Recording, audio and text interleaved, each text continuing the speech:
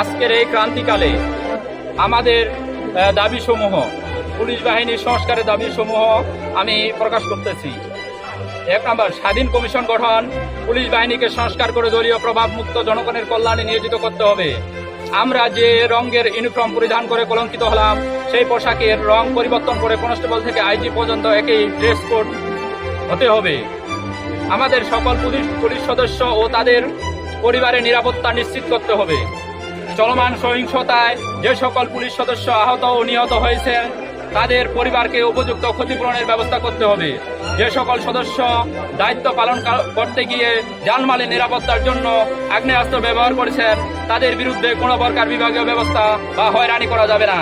সকল পুলিশ সদস্য সহ অন্যান্য সংস্থার চাকুরির মতো শ্রম আইন অনুযায়ী 8 ঘন্টার বেশি দায়িত্ব পালন করতে হলে তা ওভারটাইম হিসাবে গণ্য করতে হবে।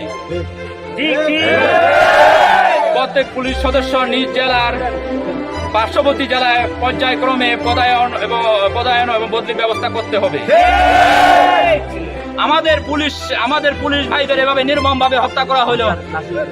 শেখ হাসিনা সরকার পদত্যাগ করার পরে আমাদের যে পুলিশ ভাইগুলোর নির্মমভাবে হত্যা করা হলো, এদের কোনো এখনো হিসাব পাওয়া যায় নাই। এদের কোথায় ঝুলিয়ে রাখছে, কোথায় ফেলে রাখছে, গুম করছে।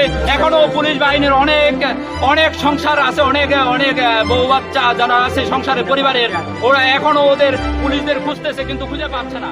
এটা